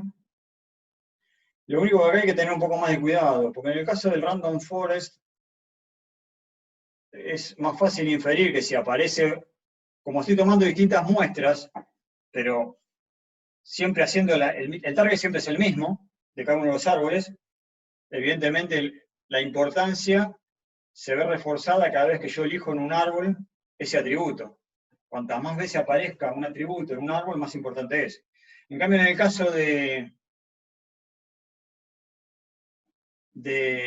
estos otros métodos de boosting, yo como el target me va cambiando en definitiva árbol en árbol, porque en el primero tengo el target original, pero en el segundo tengo el target en función de cuánto se equivocó en el primer árbol. Y en el tercero tengo de cuánto se equivocó en el segundo, o sea, el target me va cambiando. Entonces ahí no está tan claro que la importancia tenga tanta validez como, no es tan directo, digamos, que la importancia tenga tanta validez como el random forest. Perdón, Guillermo, no Sí. se escucha bien, se entrecorta mucho, no sé si soy la única a la que le pasa. ¿Podrías explicar eso último? Lo que yo digo es que en el random forest es fácil inferir que cuanto más aparece la variable en los árboles, más importante es, porque todos los árboles son iguales, tienen el mismo target, nada más que agarro distintas muestras. En el caso de los boosting, es más dificultoso sacar, o sea, puede servir, pero no necesariamente, porque yo lo que estoy haciendo es ver cuántas veces aparecen los árboles, pero cada árbol tiene su target distinto, porque el primer árbol es el target original, el que yo marqué como target en mi conjunto de entrenamiento. Pero el segundo árbol que arma el target en función de cuántas veces se equivocó, cuáles fueron los errores cometidos en el primer target, en el primer árbol. ¿Está bien? El segundo árbol lo toma en función de cuántas veces, lo construye en función de cuántas veces se equivocó el primer árbol. Y el tercer árbol lo construye en cuántas veces se equivocó el segundo árbol, que se fija cuántas veces se equivocó en el primero. O sea, es como una cascada. Entonces no queda tan claro que la cantidad de veces que aparezca la variable me está indicando la importancia de ese atributo. Sin embargo, si uno ve en este ejemplo sencillo, también aparecen más o menos las mismas. Si tendríamos que comparar con el otro. ¿Dónde está el otro? Ah, no, acá está, por ahí me parecía raro. La glucosa sí, fuertemente marcado, pero después fíjense, a ver si lo puedo llevar. Puedo comparar, si quisiera comparar este, a ver, me lo voy a recortar de acá.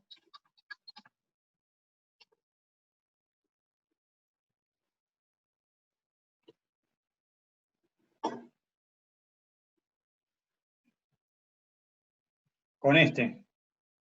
O sea, acá hay la más importante sí, está altamente dice que es muy importante, pero fíjense que después las otras medio que se menosprecian, digamos, en la salida de importancia del deboosting.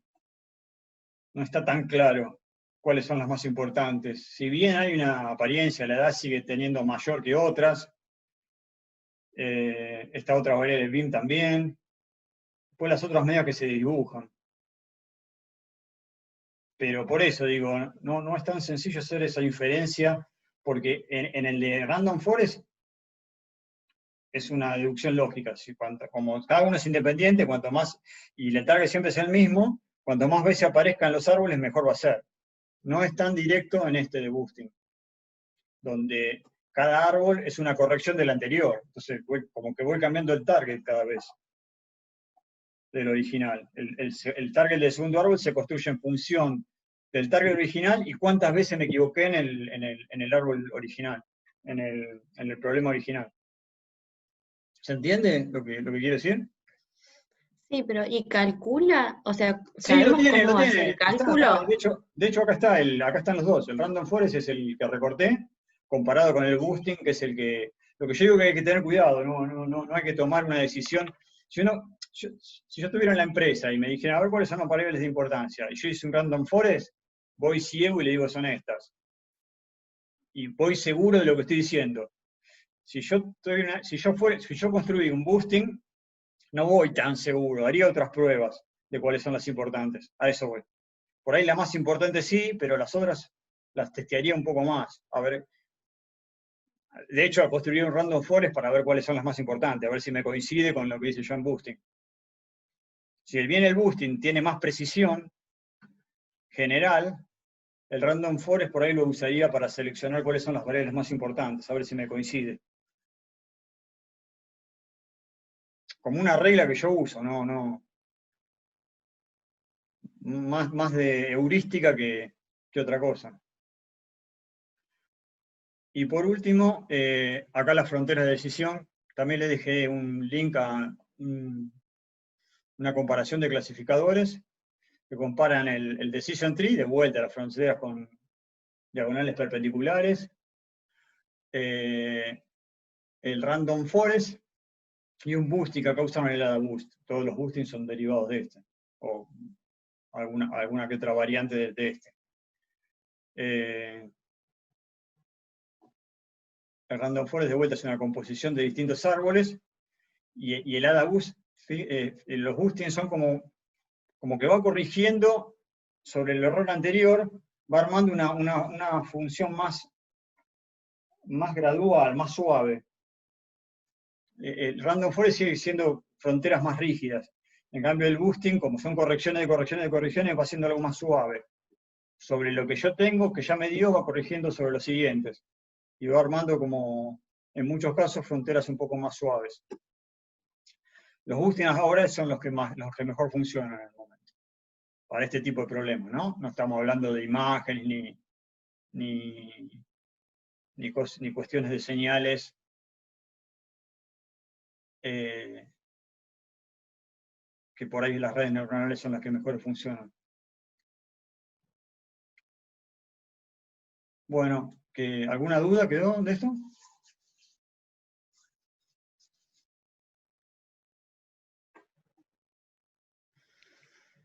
Consulta, el de Random Forest lo podemos considerar dentro del grupo de ensambles por Bagging. Bagging, claro, sí. Bagging y contra boosting, digamos, sí. Sí. Los bagging serían estos que son en paralelo y los boosting son estos que son seriales. Y yo en Bagging podría combinar, por ejemplo, no sé si tiene sentido, pero podría, en lugar de usar árboles, podría usar night valles también. No necesariamente tiene que ser árboles, sí. En general, sí. Podés hacer un ensamble. En bagging y en boosting tienen que ser homogéneos. O sea, son todos los mismos decisores, digamos. O sea, son todos de la misma clase. No puedes mezclar. En stacking sí puedes mezclar distintos modelos. Pero en ensambles tienen que ser homogéneos. Pero pueden ser cualquiera, sí. Perfecto. Pero por ejemplo, para el TP vamos a comparar el estándar de Night Valle, por ejemplo, versus el de Gradient y el de Random Forest. En Valles, estoy pensando, nunca lo vi en un bagging, pero digo, vos, ¿qué harías? En Valles vos tomarías distintas muestras y para cada uno calcularías probabilidades, ¿no? Y después harías votar al ensamble de Valles al Valles que más veces salió. Pero en definitiva vos tenías las probabilidades de entrada. ¿Para qué harías eso? Sería como una indirección. No está tan claro en Valles que funcione ese esquema. Porque vos ya tenés las probabilidades. ¿Para qué vas a hacer? Dividirlo en muestras, calcular probabilidades individuales y después conjugar todas las probabilidades a ver cuál te da más. ¿Se entiende? Sí, perfecto. Lo estoy pensando ahora, no es que si querés, después lo revisamos a ver qué dice la teoría, pero en principio parece ese razonamiento lógico, no tendría mucho sentido. Sí, por ahí un ensamble de redes o un ensamble de árboles o no sé qué otros pueden ser.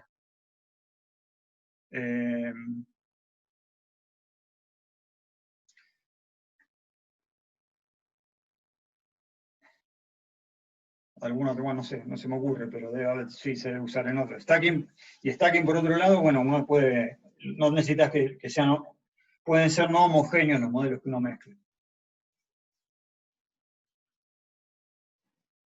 Me quedó pendiente la respuesta a esa, a ver cuál sería la medida más adecuada que resuma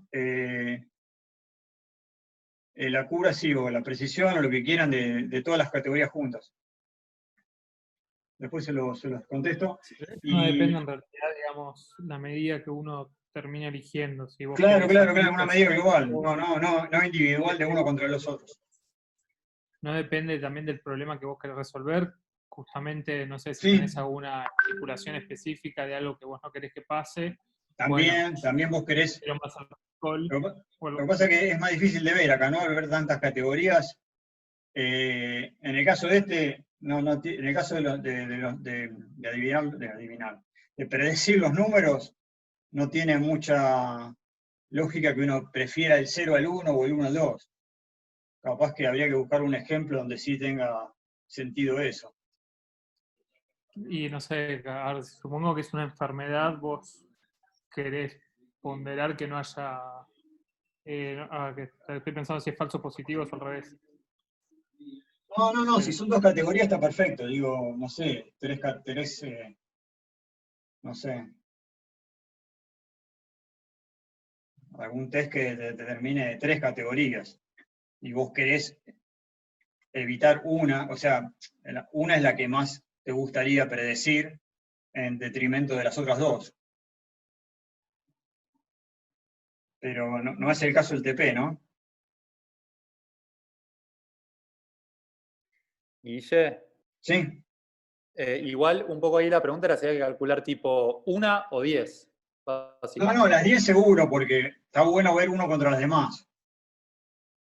Ok, dale. Pero me perfecto. queda decidir seguro también una global, sí, obvio, para ver qué también se Sí, comporta nosotros pensamos por el globalmente. lado de accuracy, justamente porque no importa con cuál te mezcles y eso, como, ok, nivel de acierto general.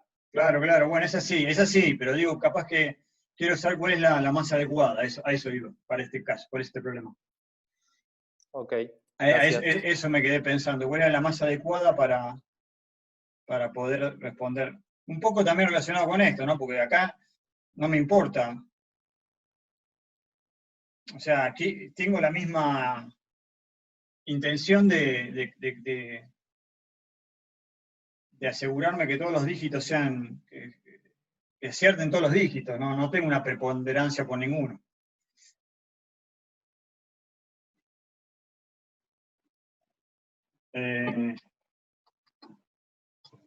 A ver si me preguntan algo más, si no les muestro rápidamente lo que el otro que tenía preparado, después se los comparto. Y probablemente grabe alguna clase de este análisis de texto y redes.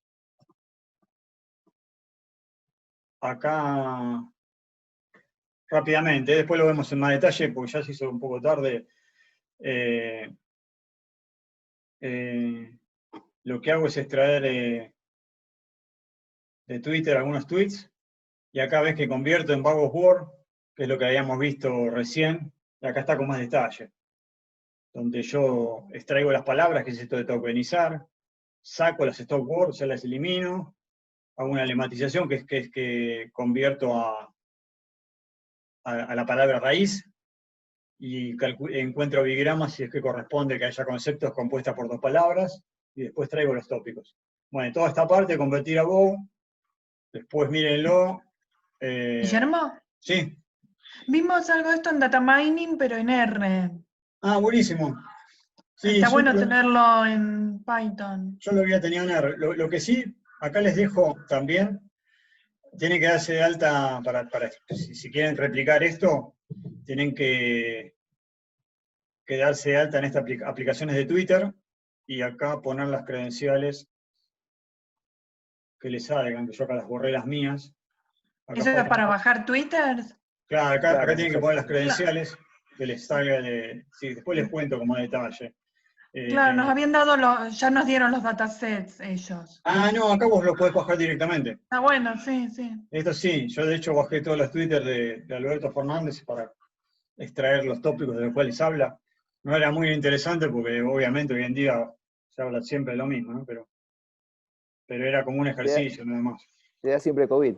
Me da siempre COVID o algo parecido, o empresa, o cuidarse, y nada, y acá explico un poco lo que es los distintos métodos de cómo transformar en Bag of Word y cómo sacar las stop words, que acá tengo una librería de Natural Language Processing en español o en distintos idiomas, y tengo otra librería que me hace un tagueo de la frase, digo, si me dice si es sustantivo, verbo, y me da la lematización, o sea, cuál es la palabra raíz. No, es re interesante, es re interesante. Y con todo eso me construyo esa bolsa de palabras donde me dice cada palabra, cuántas veces aparece en cada texto, y en función de eso digo de qué tópico habla cada texto. Agrupo los distintos Twitter por el tópico del cual está hablando. Digo, son 5 tópicos, le tengo que dar la cantidad de tópicos, y ahí me determina de qué tópico habla cada texto. Así que creo que se los puedo pasar así. Creo que borré todas mis credenciales.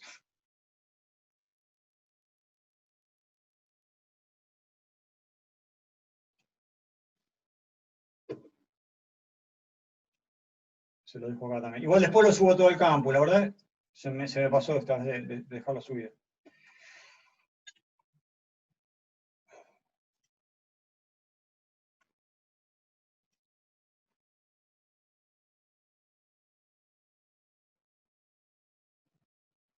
¿Entras en alguna persona más? ¿Saben que no puedo No apareció encontrar? el link. ¿Eh? No copiaste el link en el chat. No, es que tengo un problema con el... No puedo encontrar acá cuando estoy compartiendo. ¿El chat lo encontrás? El chat, cuando estoy compartiendo, no sé por qué. Ahí sí mando un mensaje tampoco. Ah, dale, a ver. Ahí me apareció, ¿eh? Me Ahí pareció mandé. que. Ah, acá estaba arriba, ¿no? Uf, Dios, estaba arriba de todo, ¿no? Ahí está. Ah, mirá que estaba ahí arriba de todo, ¿no? Bueno, acá, ahí chatear. Bueno, listo. Si tienen más preguntas, por mi parte. No, por mí está bien. Eso es todo. Creo que hubo un montón de cosas hoy. Sí. Bueno, y después vayan consultando para el TP.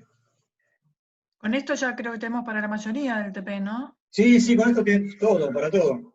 De hecho, por eso digo, más allá del conjunto inicial de datos, la facilidad del TP es que directamente tienen que agarrar esos datos y ponerlos en los algoritmos, no hay mucho más Sí, que hacer. igual eso es un poquito engorroso el tema de los...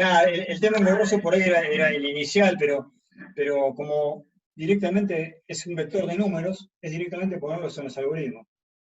Y jugar con Sí, después también lo de generar los audios, eso todavía no lo bueno, eso hicimos esa también. parte. Sí, Eso tiene su sí. complicación. Sí, eso sí, cuando lleguen ahí, avísennos si les damos una mano. En realidad es, dado el conjunto de números, para meter ruido, de lo que decía Leo el otro día, procesar otro audio de la misma manera y sumar un vector con otro vector. Pero llegado el caso, nos avisan y los ayudamos. Bueno, Daniel. Bueno. De otra pregunta, ¿el TP1 todavía no están los resultados? No. La semana prometo que ¿Esta semana? durante esta semana los tengo que corregir porque ya se va. El fin de semana los tendrían que tener. Los tendrían que tener. Bueno, bárbaro, gracias. Bueno. Si no tienen más ninguna pregunta, damos por finalizado. Vale, gracias. Saludos. Chao. Chao, hasta luego. Chao, gracias, Guille. Chao, abrazos. Hasta luego. Chao. Chao, gracias.